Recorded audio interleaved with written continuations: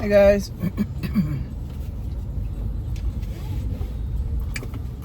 Beautiful day, beautiful day, beautiful day, beautiful day. If this is your first time on my channel, make sure you guys subscribe, make sure you guys like, make sure you guys leave a comment. Let me know that you're a new subscriber. And then follow me on all the social media platforms, which is Coach Tanisha Marie over there. So I was listening to a podcast and they were saying that the numbers lie. It was like numbers lie. And it made me think, right? Because they were talking about money and they were talking about how people have bad relationships with money, how people have bad relationship with their finances.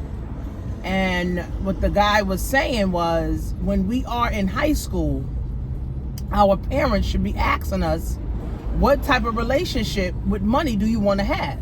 Do you want to have a bad relationship with money, or do you want to have a healthy relationship with money, right? So it just made me think, how many people in the world have a bad relationship with money? Literally. Like, how many people have bad relations with money, right? Most people don't have a good relationship with money. Like, most people do not have a good relationship with money. So here are some tips. So I've been an entrepreneur for 13 years. Like, that's crazy. Been making my own money for 13 years. Now, I've made a lot of money. I fumbled a lot of money. Wasted a lot of money on garbage. Stuff I don't even have nothing to show for, right? But maybe before the pandemic, I got a little wiser about money. I started to understand money differently. I started to invest my money differently. I started to pay attention to my money more.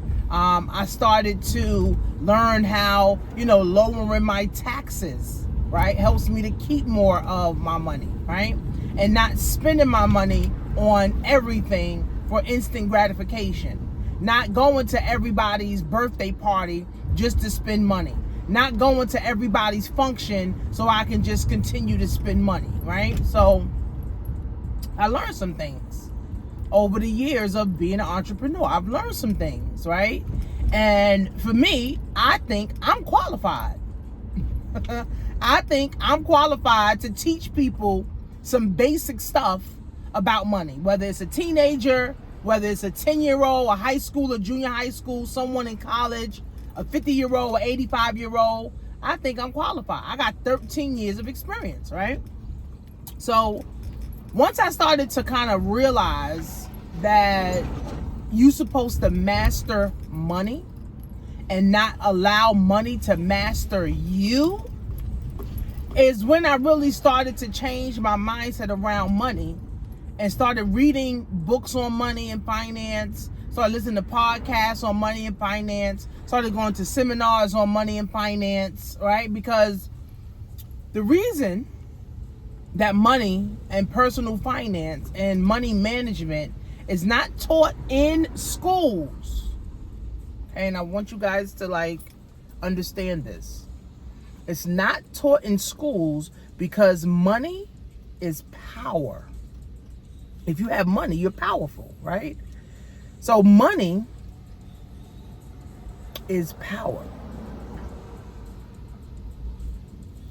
The school system is not interested in us having any power, okay?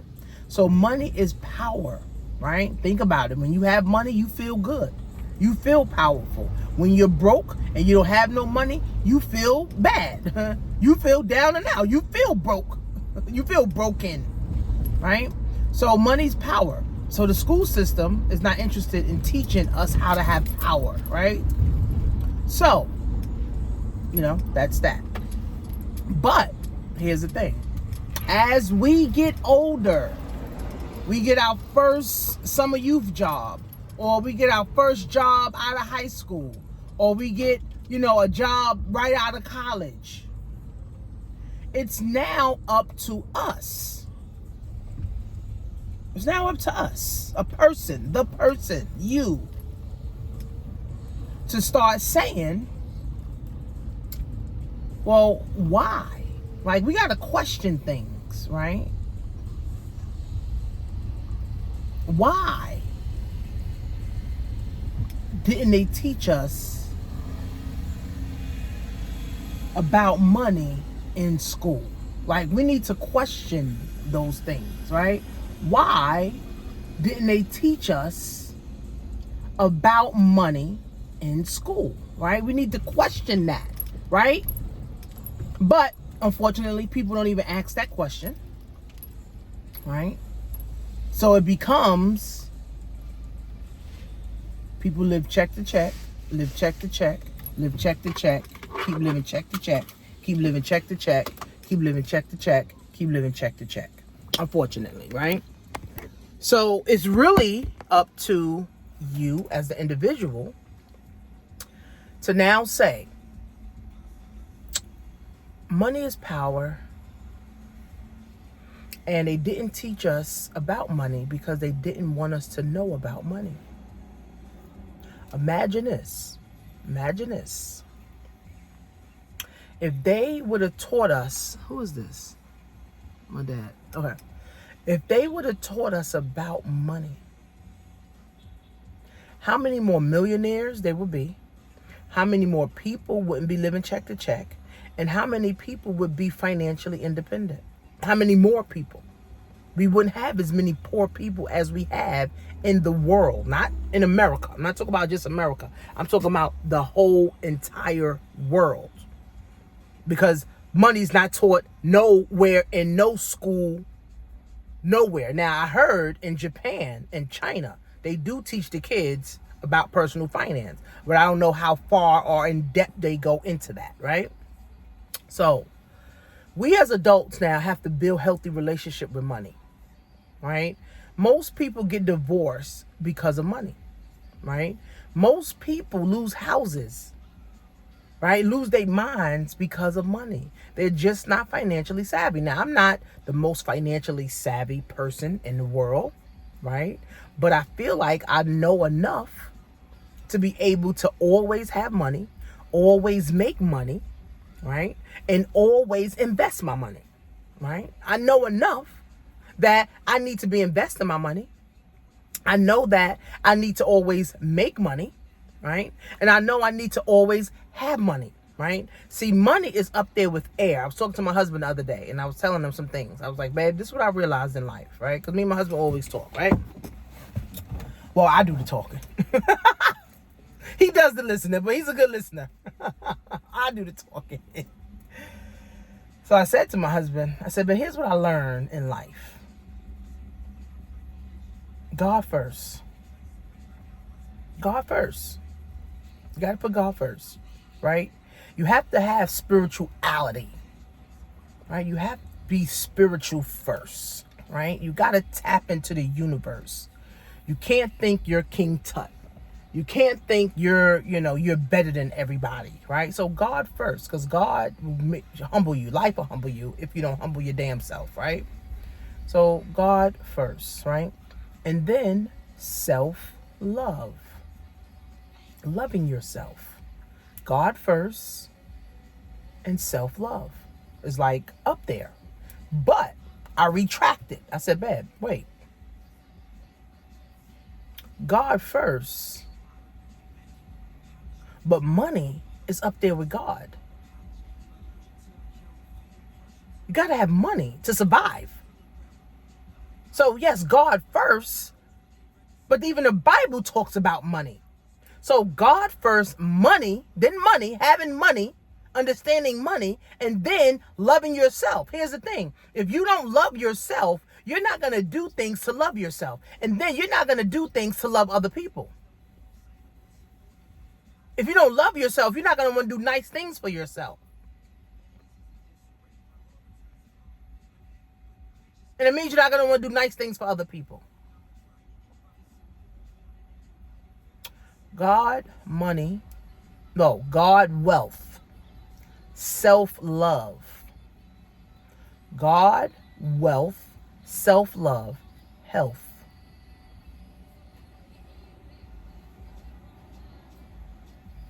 These are the 4 things that I learned that you must understand in life: God, your wealth, self-love, and your health.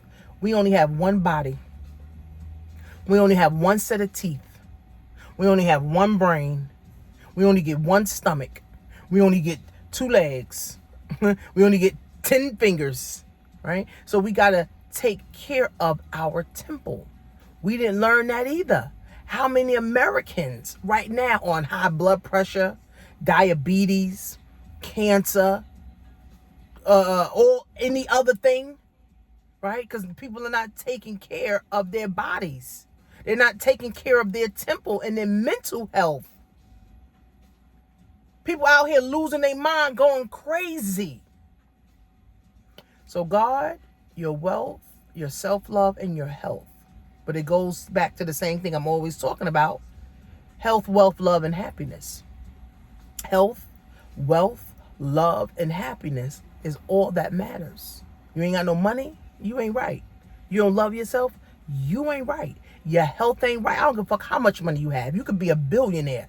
But if you on your cancer deathbed, or if you on your deathbed and you ain't got 2 legs, you can't get around.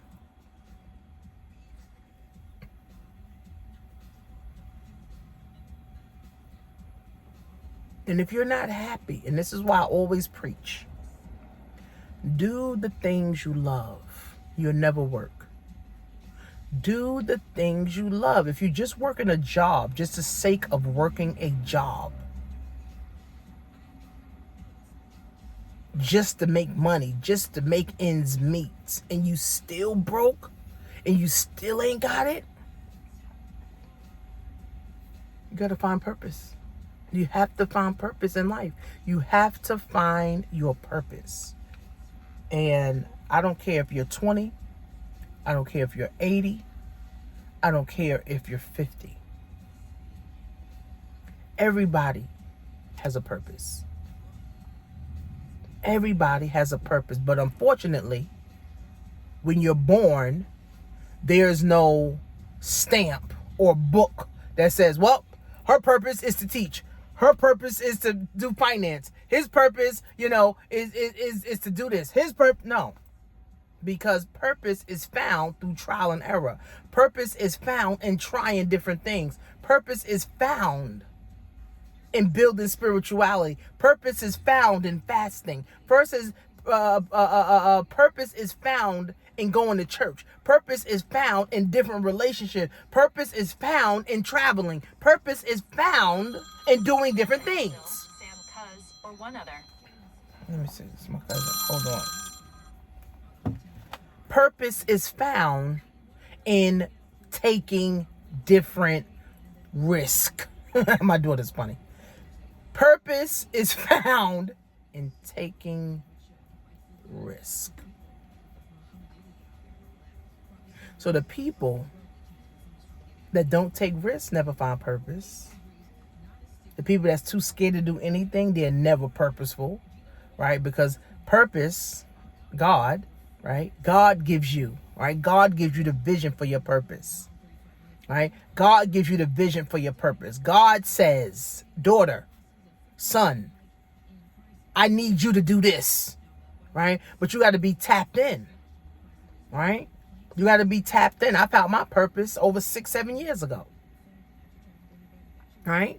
Literally. But when I first started, after I got fired from my job, right? Here's a little story. After I got fired from my job in 2011, I want to say about 2013, I literally heard a voice. It says, daughter, literally, this is no lie, no capping. I heard a voice say, daughter, I need you to get your life together, because I got a lot of people that I need to send to you so you can help them get their life together. I'm like, what? Send people? Send for what? You send somebody for me for? Don't send nobody to me. Like, what? Right? Now I fully understand, right? That was God, right? But then I had to get myself together. I had to get my life together. I had to get my credit together. I had to get my money together. I had to get my mindset together. I had to get my body together. right? I had to get my brand together. I had to get my business together. Shit, all that took years. But in me getting it together with the help of God, God was sending me people, right? Some of you guys are here. You guys been following me for years, right? God sends me people, right? God's sending people that need guidance, that need help, that need this, that need that, right? I didn't know, right? And now my purpose is to teach children and adults through books and workshops on money. I can do that for the rest of my life. I could be in a wheelchair teaching finance, entrepreneurship. And as I get older, I get wiser, I get more knowledgeable, I get smarter, I get better.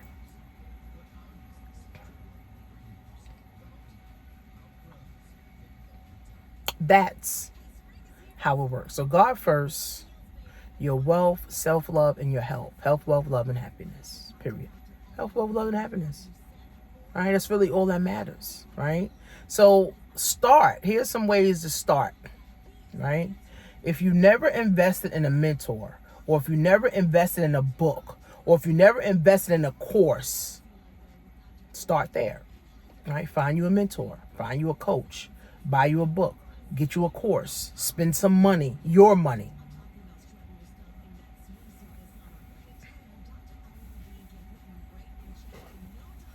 Spend your money on you. Not on sneakers, not on Gucci glasses, not on a wig, not on a pocketbook. On you, your intellect, your brain, right? Start investing. If you shop at Walmart, if you shop on Amazon, if you shop at Target, if you shop on Nike, if you shop at wherever, Apple, start investing in those stocks. So investing you, your intellect, right? Your mindset, but also invest in things like stocks that's going to allow you to now make money. I done made over 5 figures in the stock market just from investing my money consistently. I've made over 5 figures in the stock market. Like, I'm excited about that. Now, if I would have started when I first started entrepreneurship, then I could have $1 million portfolio paying me about $200,000 a year. Right? But I'm working towards that. So I try to invest every week. Every week. 500, 1,000, whatever. Right? Or if I got a good week, or if I got a good month in my business, I'm investing more. So invest in yourself, invest in your intellect. But also, guys, invest in the things that's going to help your money to grow. Period. So let's start developing. Let's start developing good relations with money, healthy relations with money, healthy habits of money, right? Healthy habits. People feel bad because they don't got no money. People feel bad because they don't have money.